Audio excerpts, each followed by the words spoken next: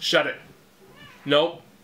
Why you gotta ruin all my videos with your mouth? A few days ago I went back to the hospital to get another series of x-rays done on my shitty leg so that the doctors could inspect it and make sure that it was growing back straight and not upside down, backwards, or sideways, or somehow growing another foot. On the way there I was treated to the most wonderful news story about hundreds of people who came out to pay their respects to one little girl who got struck by a car in a Costco parking lot because apparently the female driver couldn't keep track of her thongs long enough not to get them tangled up in her gas pedal, which would have been fine on its own, except the newscaster also decided to include in the report that her organs were currently being repurposed, which kind of puts a damper on the whole story. And a more accurate report, I suppose, would be hundreds of people came out to pay their respects to a person shell, a human coconut husk. We're currently mourning the death of our sweet, sweet daughter, who was promptly sold for parts and is now in several pieces inside others forever. We'll be holding candlelight vigils all week around all of the transplant patients so that we have our bases covered in case her spirit is stuck inside her kidney or something. My heart goes out to the family, and frankly they can have it because I'm about to get a much younger one in exchange.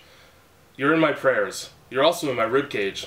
Thanks for the free lung. We entered the hospital parking lot, which is really just a maze of roads that go left and right, up and down. Some of them don't connect, all of which are designed to make you stay there longer, increase the chance that you'll hurt yourself, and eventually have to spend more of your money.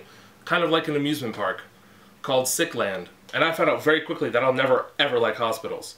So over here is Sickland, and right here is Neverland. Only mine's way better because nobody's gonna get fingered in their sleep. That's an outdated Michael Jackson joke for you. He's been dead for like 5 years. For those of you unfamiliar with the Canadian hospital system, every clinic gives you a number and then you sit in a waiting room until that number is called.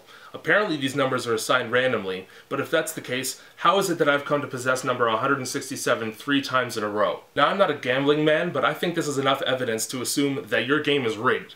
This is a roulette wheel that I don't want to spin. If we were in Vegas, you'd be dead in an alley by now. And this lack of a doctor ETA is great for me because when I woke up that morning, what I really wanted to do more than anything is sit in an uncomfortable chair and listen to 2 moms discuss the difference between junk and spam email. Yeah, no, I'm totally happy to be privy to your pointless conversation. This is a priceless interaction, and I definitely wouldn't rather be, I don't know, still in bed, dreaming about naked animals with giant dicks right now. Even better, the one on the left just picked up the Robert Munch book and has begun reading it to her child. Today we have the lovely story about the kid who gets markers that are oranger than oranges, which is impossible because that's where the name for the color comes from. No matter how orange that fruit is, it will always be the orangest thing in existence. Bob, you fuck. On this day, my X-ray technician's name was Smiley, which is just a fact.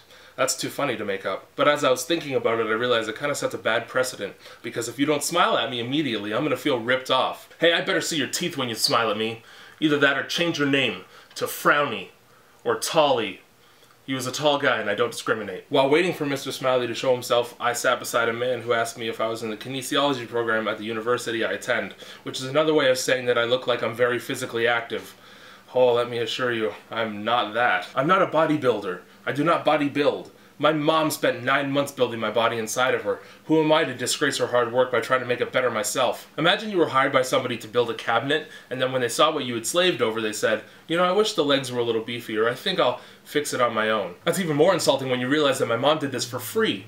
Pro bono. With all that being said, according to the x-rays, my leg is healed exactly how it's supposed to, but it's still going to be swollen for another 6 months, and I still have my crutches. So if there's a bright side, it's that I can still cut in line for roller coasters, and nobody's going to get mad at me if I accidentally trip a little kid.